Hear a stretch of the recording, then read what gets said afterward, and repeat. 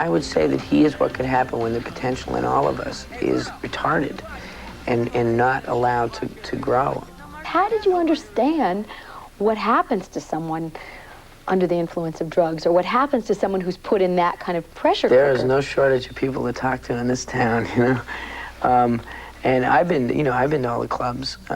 One doesn't have to throw themselves down a flight of stairs to play, a guy with a broken leg. There are a million clubs that you could go to, and at about 3:30 in the morning, 4:30 in the morning, you can kind of see it in the eyes of people, and you can see what they're doing to themselves. Was there some notion that by you playing this part, you glamorized drug use? There's no way that it could be, because it's just not.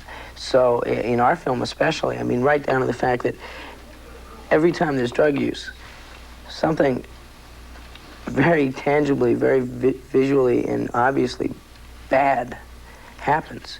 You cannot, you can link every time with something bad following it. I left about 150 messages at your office. Then I go to your office this morning and they tell me that as of yesterday, you're no longer employed there. In a way, you could regard the guy you play in this movie as living exactly the opposite of your life. He has talents that no one wants. You have talents that everybody wants a piece of. I see myself as someone with a lot of potential, and hopefully those of us who see potential in ourselves have nowhere to go but up.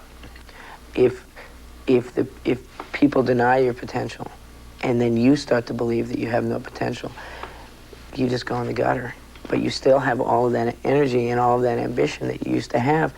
Was it helpful or distracting that you were acting in this film, this very demanding film, with your girlfriend? It certainly helped to know her as well as I do, so that I could fill in the blanks for myself. But you really don't think about that. The fact that Tracy is my girlfriend was nice. The fact that she's an incredibly gifted actress, who I've been lucky enough to work with before, was better. What did he tell you about me? Not much. What? He said you were a cross between a young F. Scott Fitzhemingway and the later Wittgenstein. She came in when I was, halfway or towards the end of this film, and I was nuts. I mean, I couldn't tell. I mean, I was out of my mind. It was like, "Hi, Trey, how you doing?" And we'd do the scene, and she'd be great, and I'd say, "Boy, you were great," and she'd say, "Thanks," and then I'd go and have 14,000 Diet Pepsis, and I'd go for the next scene. So it was really nice, working with my best friend, To play this part, you have to go through an awful lot of emotional turmoil. Does that emotion come through to you? You do get stressed. When I was doing Bright Lights, I was in New York, and people would come from Los Angeles to visit me, and I could hear him whispering behind my back, "Is he okay? Is he all right? He looks terrible." And I just kind of go, "Yeah, that's good. I'm glad I look terrible.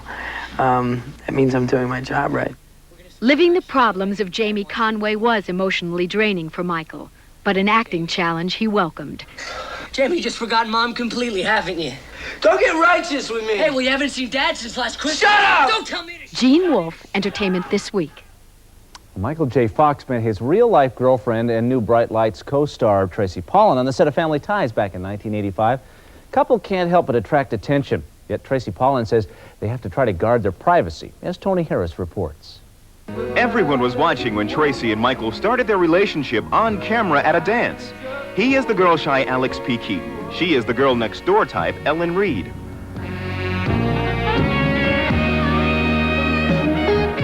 Ellen. Alex, please let me go. Ellen, I'm sorry. I slipped.